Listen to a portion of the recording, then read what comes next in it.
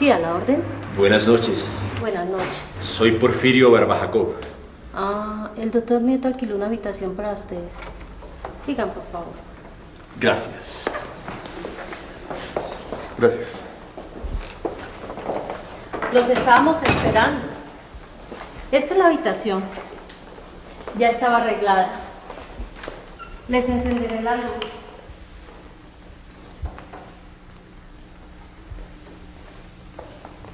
Pasen, por favor. Gracias. Permiso. Buenas noches. Buenas noches.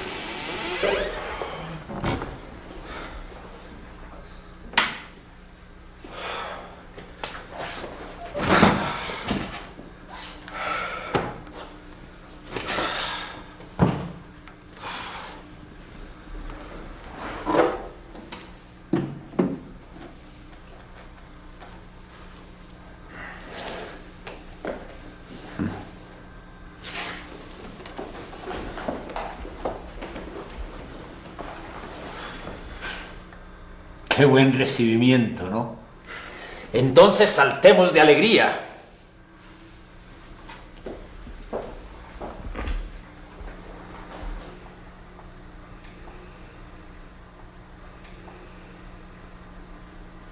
¿Sabes? Al atravesar ahora el patio, sentí un fuerte olor a jazmines.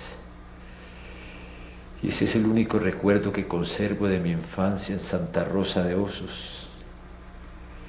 ¿Tú también lo oliste?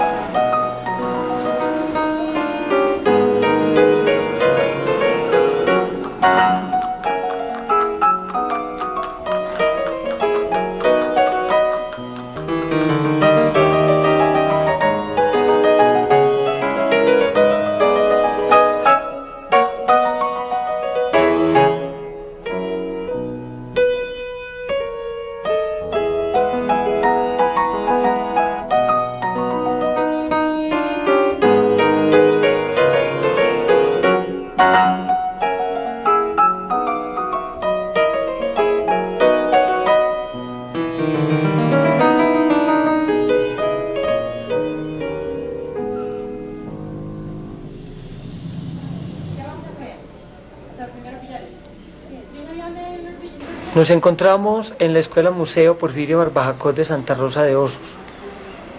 Fue aquí donde nació el poeta el 29 de julio de 1883. Ese mismo año, en embarazo, llegó su madre, Pastora Benítez, procedente de Yarumal. Aquí nació el poeta. Lo demuestran los documentos, escritos, fotografías, pinturas que tenemos en el museo. No nació en Yarumal, ni en Hoyo Rico, ni en Angostura, como manifiestan algunos escritores, sino en este lugar. La pregunta que queda siempre sin responder es la pregunta por la infancia de Barba Jacob. No nos la revelaron las anécdotas que circulaban sobre su vida mucho antes de que se escribieran sus biografías. No nos la revela tampoco la biografía de Fernando Vallejo. Seguimos siempre preguntándonos qué fue lo que pasó en esa infancia y de qué manera un hombre como Barba Jacob llegó a ser quien era.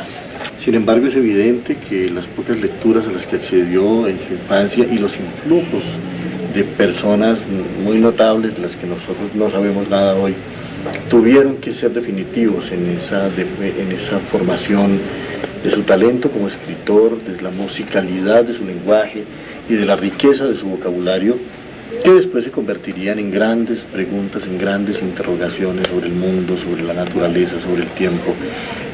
Así que tal vez para siempre seguirá existiendo el misterio de la infancia de Barba Jacob y guardado en ella el secreto profundo de su poesía.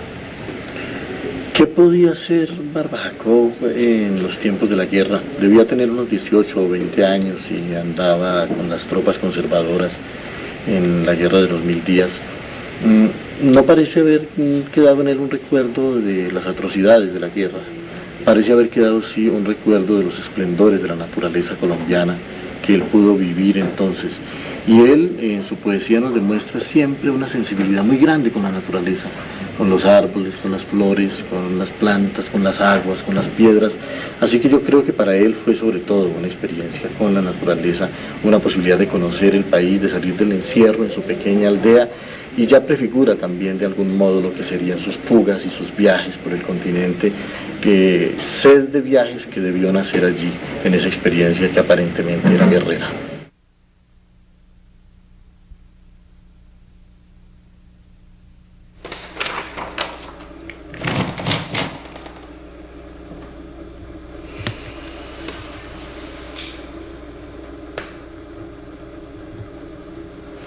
Ya sé, el periodismo soy yo. A los del periódico les voy a ofrecer una serie de crónicas donde yo soy un fantasma, puesto que el periodismo no es más que una serie de trampas que uno debe urdir para que caigan en ellas lectores ingenuos.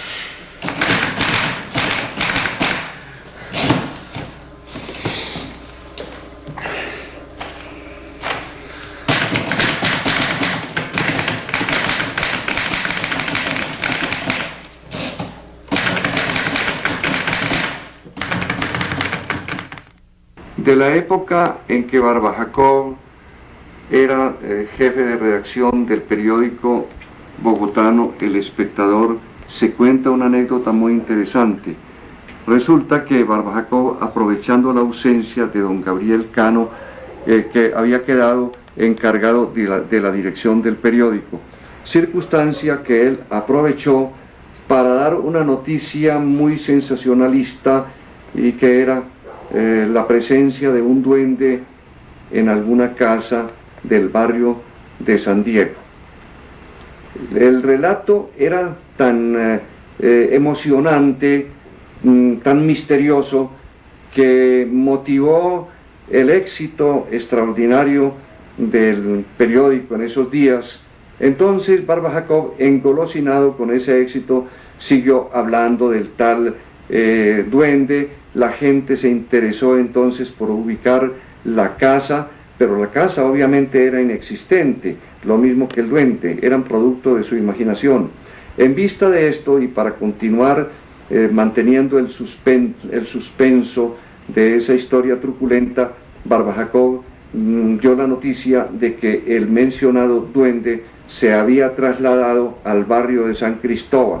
La gente entonces empezó a dudar de la veracidad de esas noticias que daba Barba Jacob en el periódico, y Barba Jacob, para dar la sensación de que su relato era verdadero, sacó la noticia de que el duende había visitado una noche las instalaciones del periódico y había dejado la huella de su propia mano en una de las páginas del periódico. Barba Jacob se había untado la mano derecha de tinta de imprenta y la había puesto sobre la plana en la cual él daba la noticia, y debajo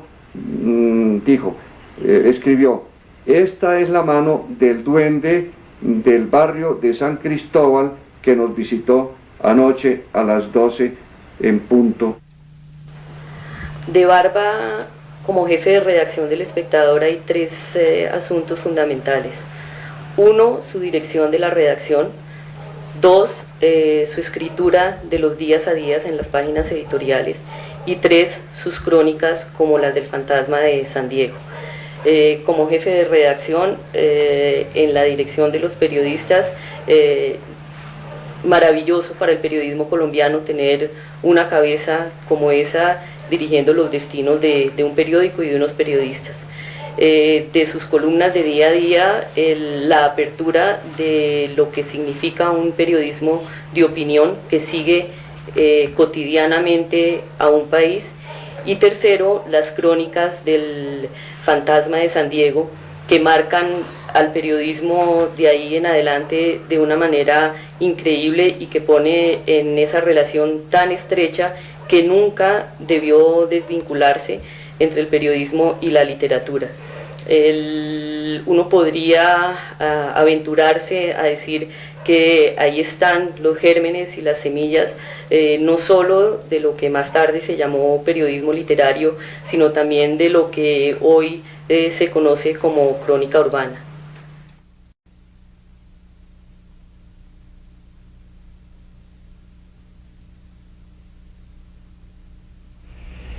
Lo difícil es poner en las formas poéticas el temblor de hoy, la inquietud que nos envuelve en su onda. Ay, ansío mi verso costelado de gemas seculares. Diva Echeverry, quien tenía un hotel, una pequeña pensión aquí en Bogotá, esto es en 1927, cuando Barba Jacob ha venido a Bogotá por última vez y fue a alojarse a la casa de la señora Diva. Allí permaneció varias semanas sin pagar y de pronto desapareció.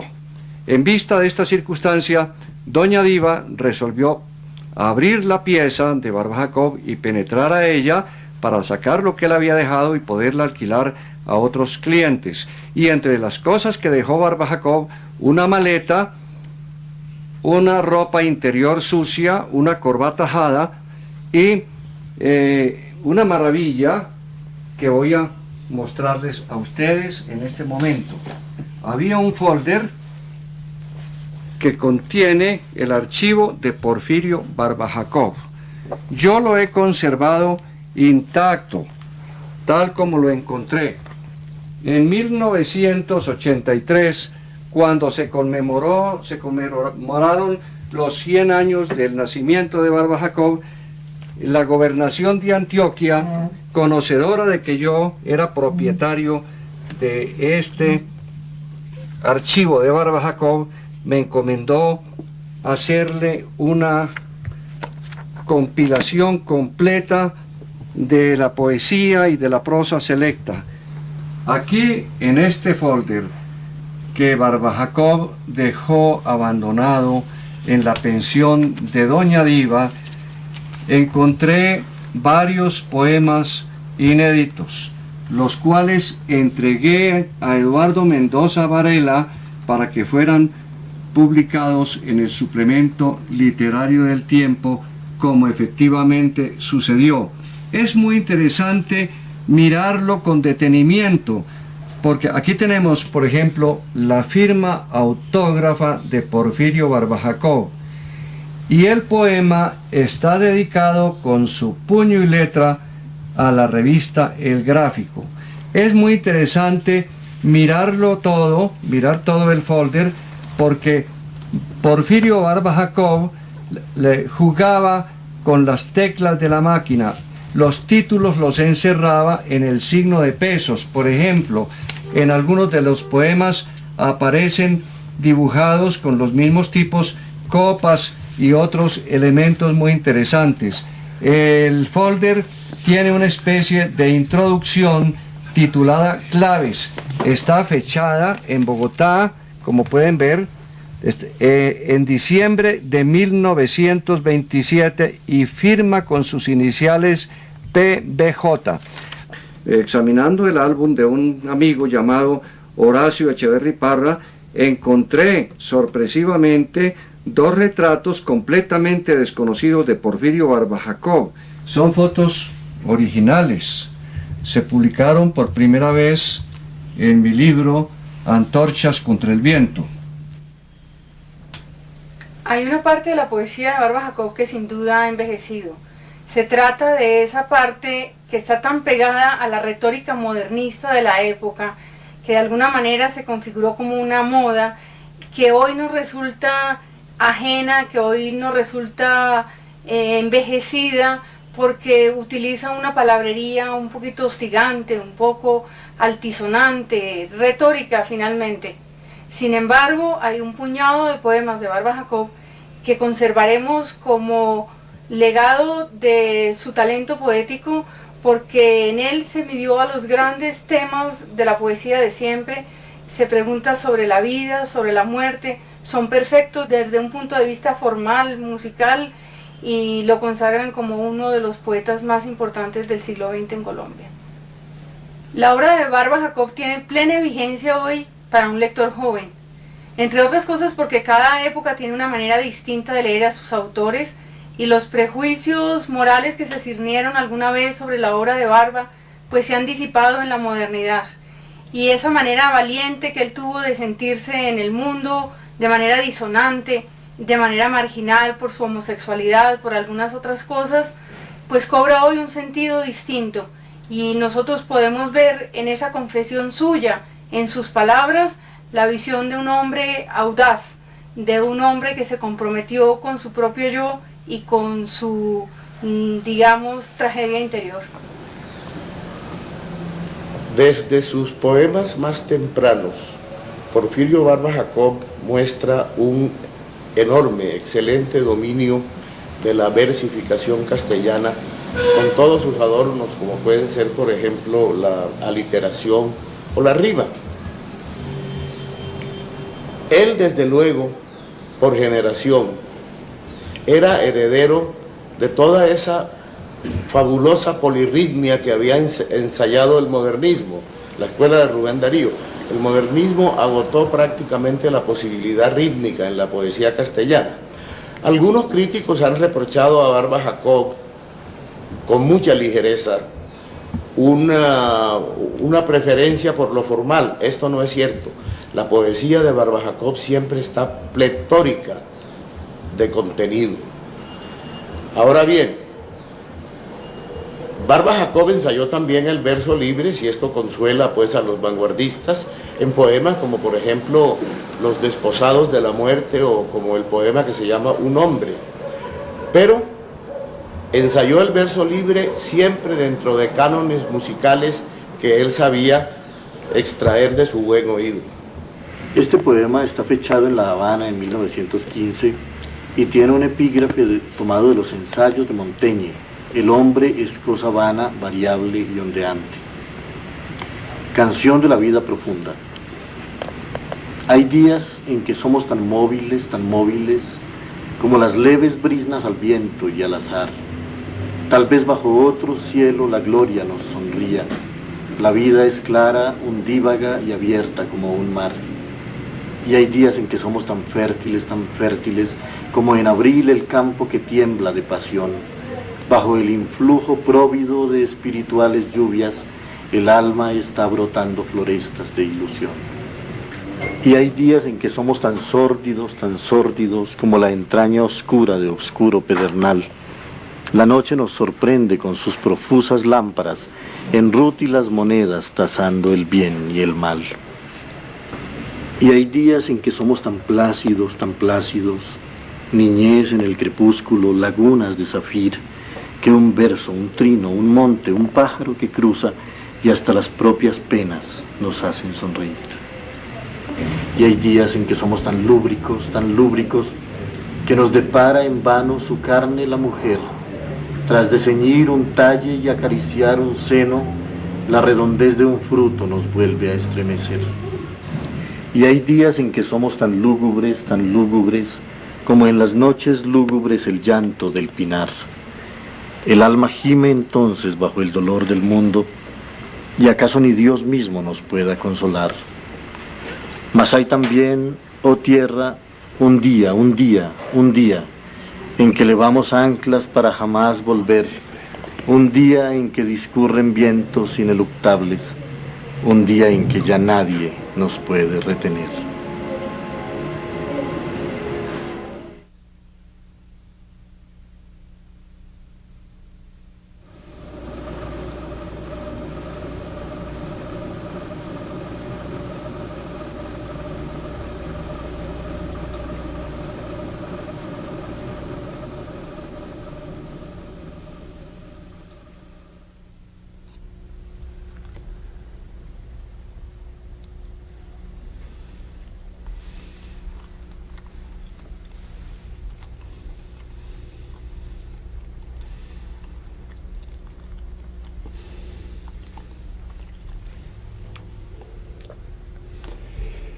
Ahí recité maravillosamente.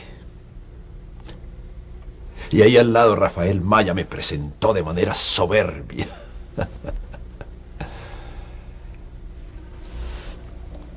Pero eso es lo ya visto.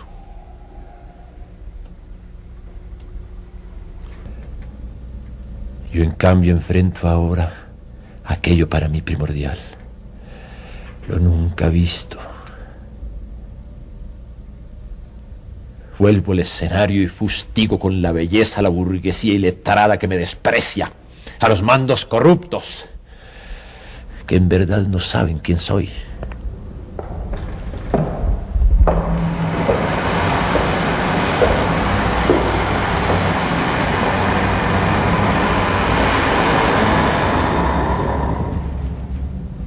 Voy a recitarles algunas de mis poesías. Canción de la vida profunda.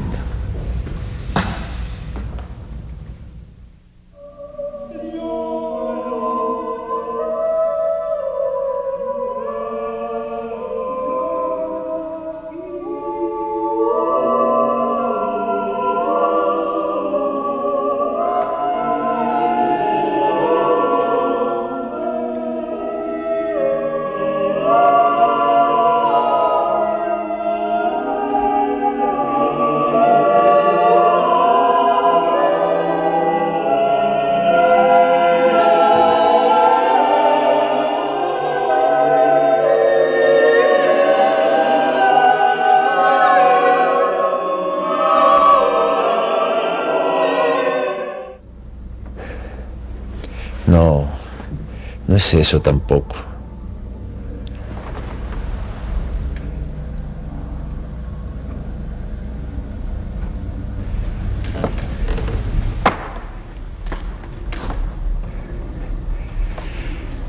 Si Dios no existe, si el corazón solo ante el miedo le abre sus puertas, ¿por qué sentimos tan fuertemente su ausencia?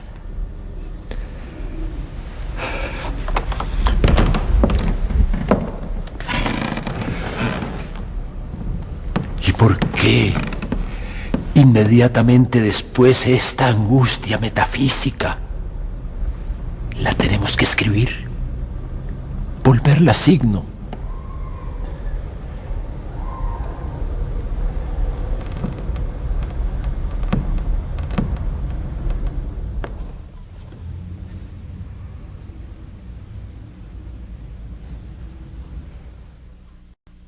Porfirio Barbajacob decidió abandonar el país a fines de 1929, pero como no tenía el dinero suficiente para transportarse a México, un grupo de intelectuales resolvió organizarle un recital en el Teatro Colón.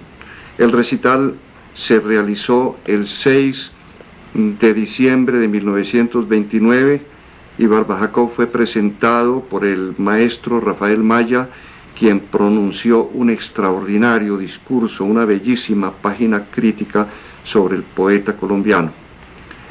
La asistencia a dicho recital, según nos narra el mismo Rafael Maya y también Alcides Arguedas en su libro El paso de las sombras, la asistencia, repito, fue muy precaria, pero el recital en sí fue un verdadero éxito porque Barbajacob era un declamador insuperable, era un dueño y señor de la palabra. Él se transfiguraba, él se transformaba, era un hechizado. El movimiento de sus manos, las tonalidades de su voz, el movimiento de su cuerpo eran maravillosos, eran espectaculares. Él era muy teatral, muy histriónico, de tal manera que el público que asistió salió muy complacido. La platea se llenó completamente por intelectuales y por periodistas, pero los palcos que estaban destinados al cuerpo diplomático, a la alta burocracia bogotana y a elementos muy prestantes de la sociedad, esos palcos permanecieron vacíos.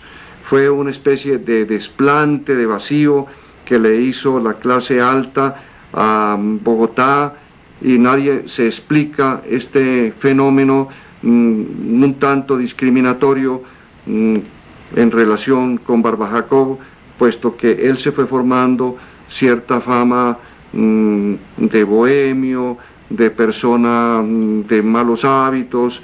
De todas maneras, tanto el discurso de Maya como la actuación de Barba Jacob fueron extraordinarios. Lo recaudado en este recital fue suficiente para cubrir los gastos del poeta, para que él pudiera cumplir uno de sus grandes sueños, que era volver a México, país al cual él consideraba como su segunda patria. Ahora quiero mostrarles un documento muy importante. Esta es la colección del suplemento literario del Espectador de 1929. Es uno de los pocos ejemplares que existen porque, como todos saben, los archivos del Espectador fueron quemados en 1952. Aquí tenemos el discurso magistral pronunciado por Rafael Maya en el famoso recital de Barba Jacob en el Teatro de Colón el 6 de diciembre de 1929, tal como aparece aquí en esta publicación.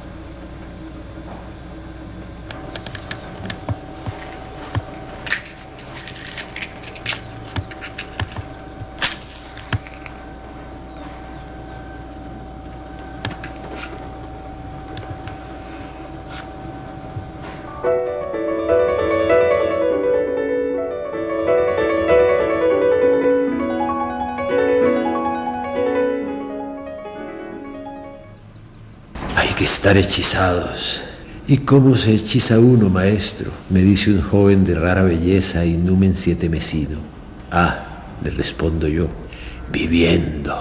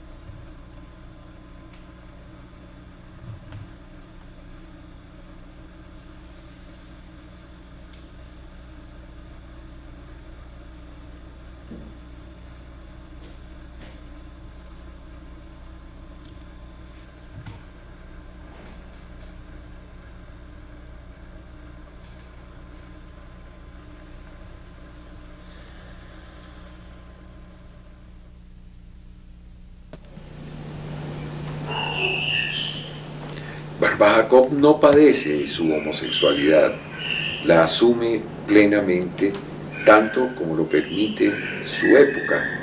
Eso está muy claro en sus poemas. Pero lo interesante en esa experiencia, en el caso de este poeta, es la autenticidad con que lo vive en una forma desgarrada, sin misoginia, es decir, sin enfrentarse o distanciarse de la mujer, sino permanentemente viviendo esa nostalgia e incluso haciendo incursiones en el campo femenino.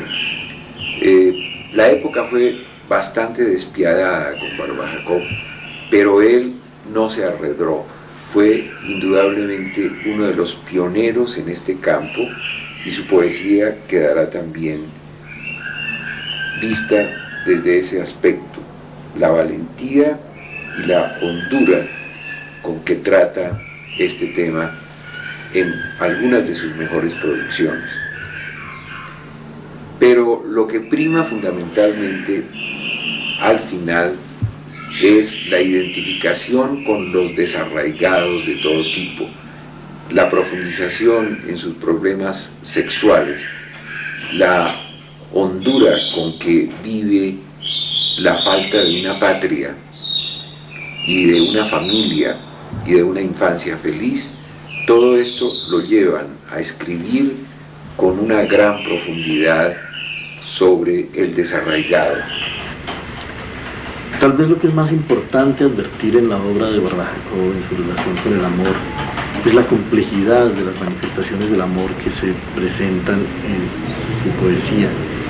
No hay en él una exclusiva mirada sobre uno de los costados del amor. Lo mismo si dice que en el poema El son del viento, y moviendo a las normas, guerra, fui Eva y fui Adán, o cuando habla del temor que él tiene de que reproducirse, de que tener hijos sea una especie de crimen, como en ese poema tan hermoso, Triste amor, con todo, Cintia mía, en la noche nevada, junta a mi carne lívida, tu carne sonrosada, y un hijo rasgue otrora las brumas del camino. Si es crimen dar renuevos a la materia oscura, yo purgaré en mí mismo la erótica locura de dos lobeznos tristes que amamantó el destino. En todos los casos, Barba Jacob está siempre hablando de la complejidad del amor como pasión, como destino, pensando en el amor filial, en el amor que tenía por su abuela, en el amor que tuvo por sus amigos, en el amor que tuvo por Rafael Delgado, a quien prohijó, de quien fue padre adoptivo, en el amor místico, en el amor idealizado.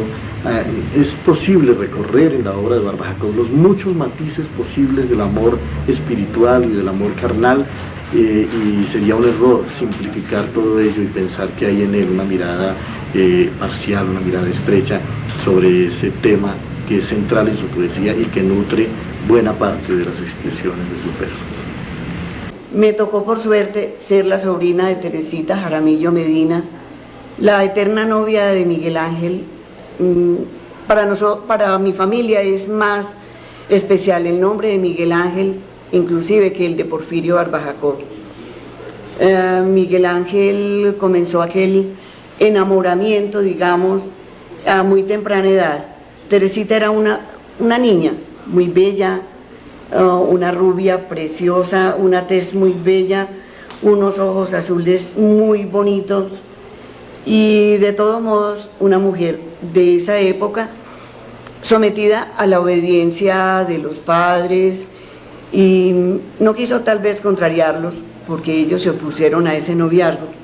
Ese noviazgo surgió en Angostura, eran muy jóvenes los dos, menor claro Teresita, pero a los padres por cualquier motivo no les satisfizo ese noviazgo, se opusieron a él y pusieron tierra de por medio, se trasladaron de Angostura a Yarumal, y con el fin de poner esa barrera que ellos querían poner, pero no era tan fácil a una persona tan enamorada como Miguel Ángel decir que le iban a poner un impedimento, y se valió de la amistad que él tenía con Kiko, el poeta, con Francisco Jaramillo Medina, hermano de Teresita.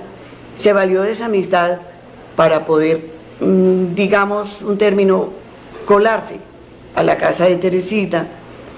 Entraba con alguna frecuencia. Ya él, viéndose rechazado por la familia, viajó, se abrió horizontes, sufrió, pasó mil peripecias en el mundo. Regresó a finales de los años 20 regresó y quiso verse con ella. De hecho, una hermana y el esposo de ella, Julia Jaramillo y Ricardo Hernández, quisieron acompañarlos en ese encuentro. Fue un encuentro emotivo, Teresita muy asustada, me imagino. De hecho, pues yo no había nacido. Y él siempre le hizo el reclamo y una hermana alcanzó a oír. Cuando él le dijo, Teresita, ¿qué pasó entre nosotros? ¿Por qué me rechazaste? Y ella, Julia la hermana, oyó cuando él le respondió, no fui yo, no soy culpable. Después de aquel viaje que él hizo hacia Colombia y que se entrevistó con Teresita, él todavía continuó escribiéndole. De hecho, fue en esa época cuando él escribió Elegía de un azul imposible. Le escribió también poesías muy lindas, que unas se conocieron, otras las guardó Teresita, ella tenía todo su derecho. Se conocieron las que Miguel Ángel quiso que se conocieran, pero ella guardó todo esto con un amor tan grande en un cofrecito por toda una vida. Cuando ella presintió su muerte, con su hermana Julia quemaron las cartas. Ella no quiso que aquella maravilla de literatura y de poesía y de todo aquel encanto hubiera quedado como herencia a la historia del local. Ella la destruyó. Ella tendría sus motivos, tal vez su misma timidez, el pudor que encierra, el haber perdido aquel amor que ella quiso, que tal vez quiso ella llegar a realizar y que no le fue posible. Entonces no quiso que nadie heredara su dolor y el amor de Miguel Ángel. Una de las canciones que él escribió, que es muy linda, llama A Teresita. Él la mandó como poesía. Alguien la musicalizó y hoy en día es un bambuco precioso.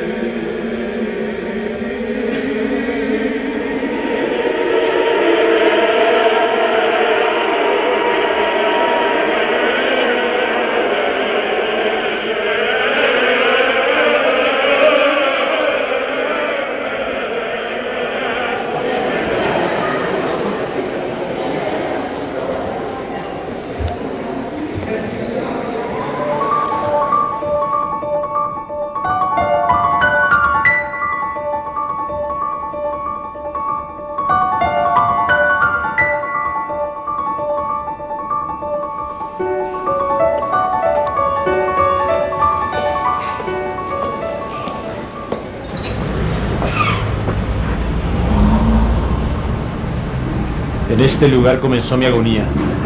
Fue en 1928, 2 meses hospitalizado.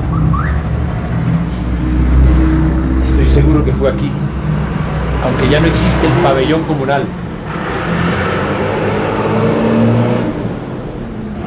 Recuerdo que me arrimé a la ventana para ver la ciudad y buscar un poco de confort. Y vi la iglesia del voto nacional con todos los santos de espaldas.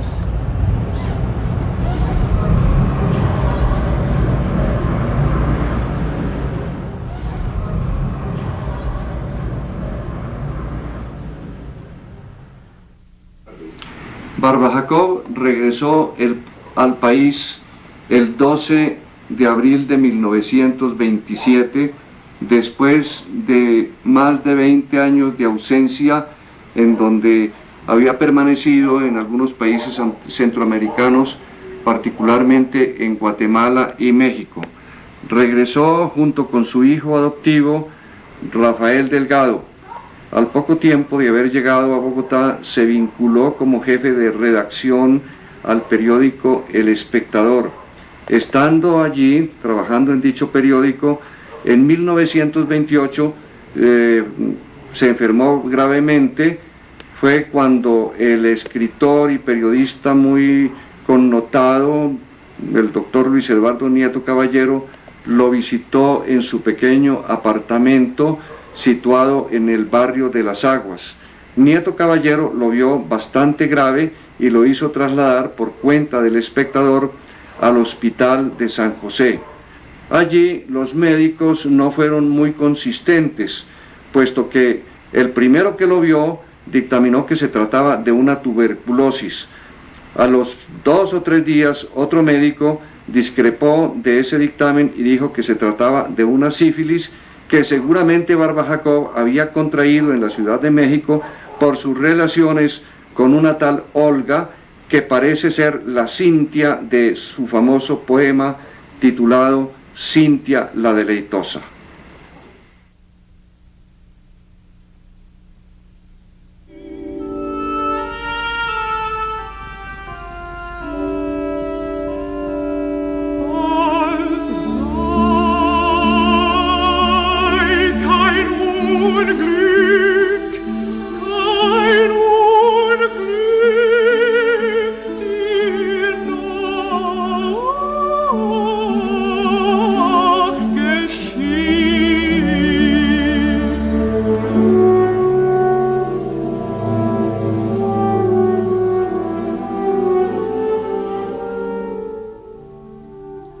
Yo fui muy amigo de Alfonso Reyes y en alguna ocasión en que lo visité en su casa en México, me habló largamente de Porfirio Barba Jacob, a quien él admiraba profundamente. Por razones que no es del caso comentar en este momento, la amistad entre Porfirio y don Alfonso se rompió. Pero al cabo de varios años, don Alfonso recibió una llamada telefónica y era de Porfirio Barba Jacob, quien le dijo: Alfonso, estoy muy enfermo, estoy muy grave, estoy en un hospital de caridad próximo a morir y te llamo para pedirte un gran favor. Yo quiero que tú hables en mis exequias. Don Alfonso se desconcertó al principio, luego pensó que era una broma y finalmente creyó que se trataba de un sablazo, de un préstamo que le iba a hacer Porfirio Barba Jacob, y le dijo: no, hombre, tú estás divinamente, estás muy bien, y piensa que tú escribiste ese bello poema que empieza a decir cuando yo muera y el día esté lejano.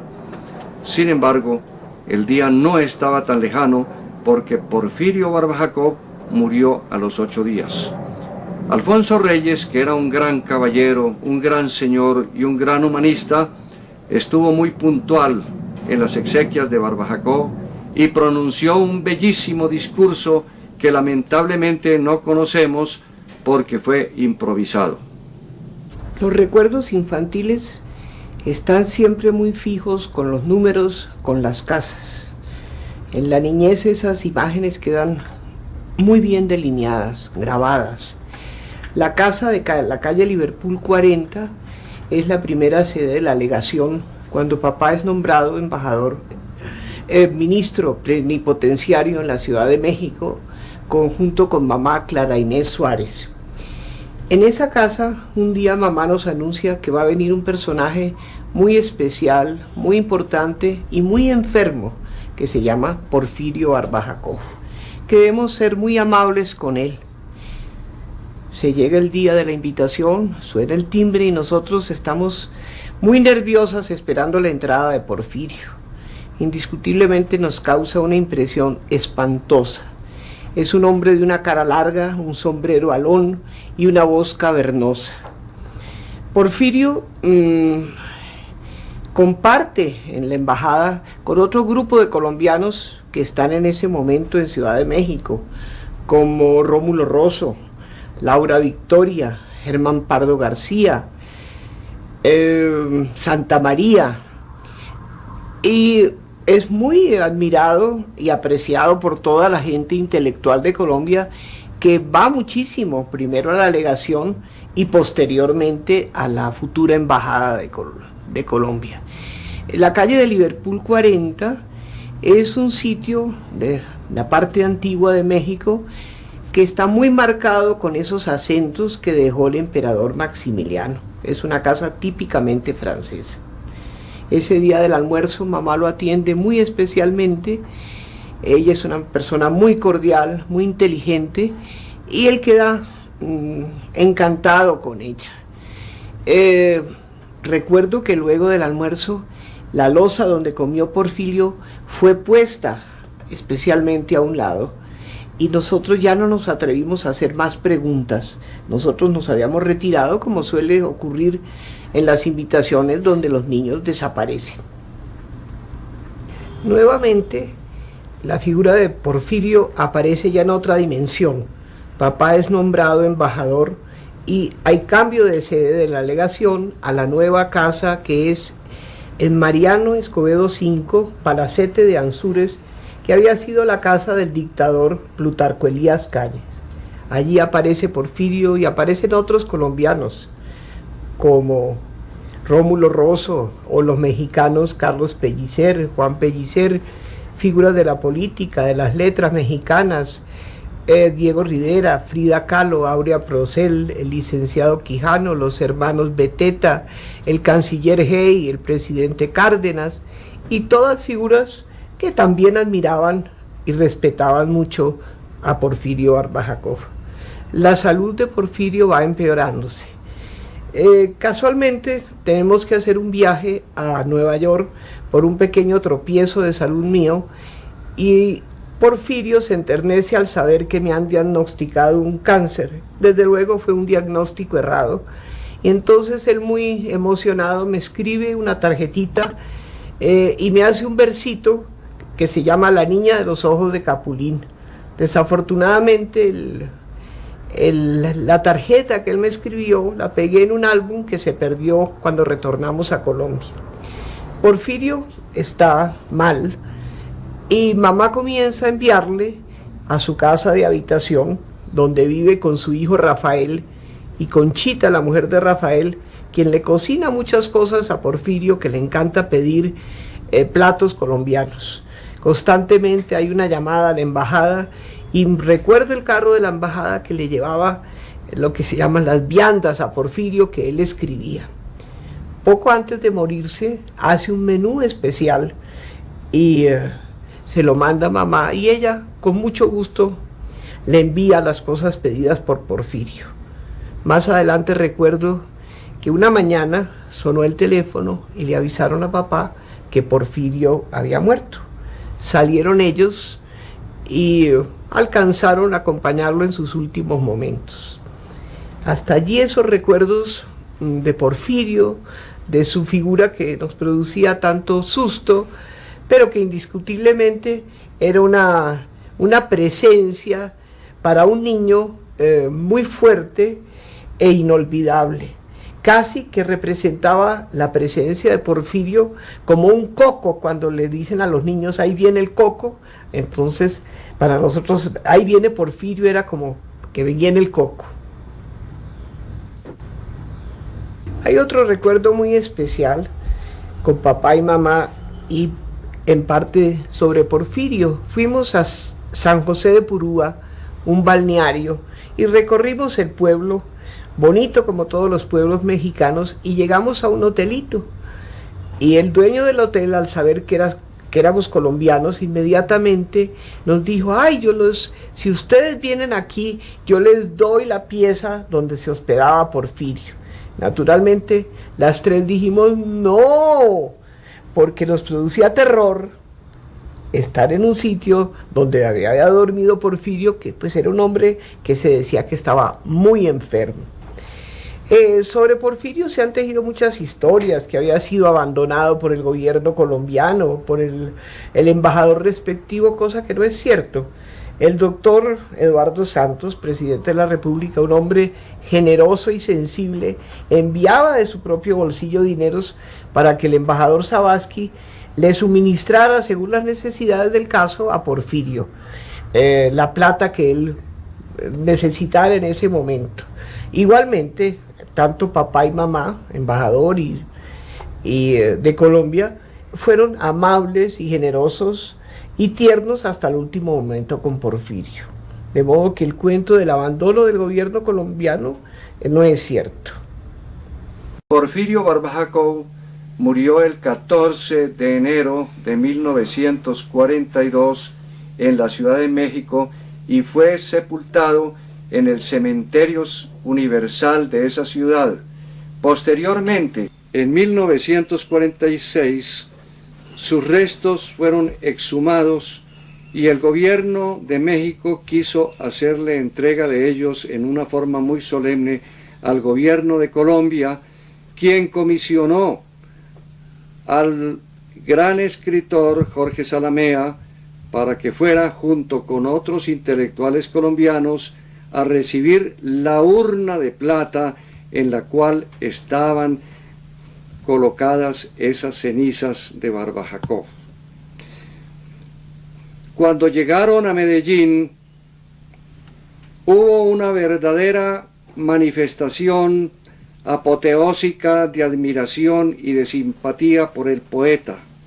Era ministro de Educación en ese entonces el escritor Germán Arciniegas, quien ante esa multitud congregada en el cementerio central de Medellín pronunció una bellísima oración que fue ampliamente difundida por los medios escritos y hablados del país.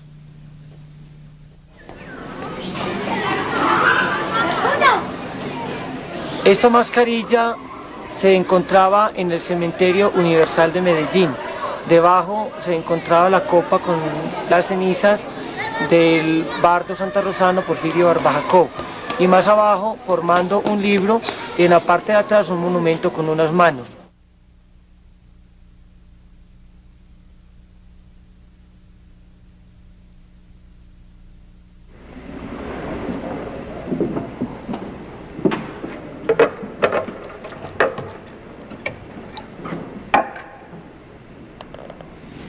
Estas son las cenizas del poeta maldito de América, el artista santarrosano Porfirio Barba Jacob. En 1974, el municipio de Santa Rosa de Osos, gestionando con el gobierno departamental, repatrió las cenizas del artista a su tierra natal, Santa Rosa de Osos.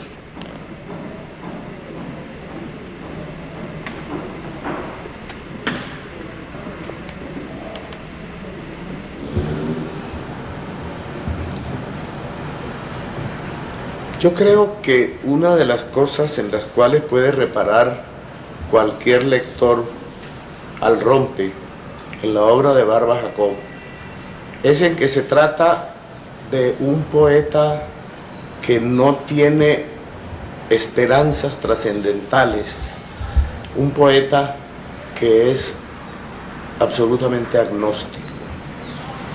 Barba no practica ninguna religión ni cree en una vida posterior a la vida. Ya lo ha dicho en la canción de la vida profunda, que es su poema más popular. Dice: pero hay también, oh tierra, un día en que elevamos anclas para jamás volver, un día en que discurren vientos ineluctables, un día en que ya nadie nos puede retener. Desde luego, esta posición acendra en él el amor a la vida, ya que considera que la vida es lo único que tiene. Entonces entra dentro del viejo concepto del carpe diem, es decir, el concepto de goza el momento. Esto está muy claro en la balada de la loca alegría, en la cual, después de haber celebrado todos los goces de la carne y todos los goces del sentido, en la dedicatoria final del poema dice: a ti que me reprochas el arcano sentido del amor que está en mi verso, fúnebre y hondo, lúgubre y arcano, te hablo en la triste realidad del verso. Tú en la muerte rendido, yo en la muerte, ni un grito apenas del afán del mundo, podrá hallar eco en la oquedad vacía. El polvo reina, el polvo, el iracundo, alegría, alegría, alegría. Pero creo que hay una preocupación de Porfirio relacionada con la muerte, y es el saber que para todo ser humano la muerte entraña de alguna manera el olvido. Eso está claro en alguno de sus poemas, en el que dice: y vosotros, rosal florecido, lebreles sin amo, luceros, corpúsculos, escuchadme esta cosa tremenda. He vivido con alma, con sangre, con nervios, con músculos, y voy al olvido. La verdad es que hasta ahora el olvido todavía ha tardado un poco.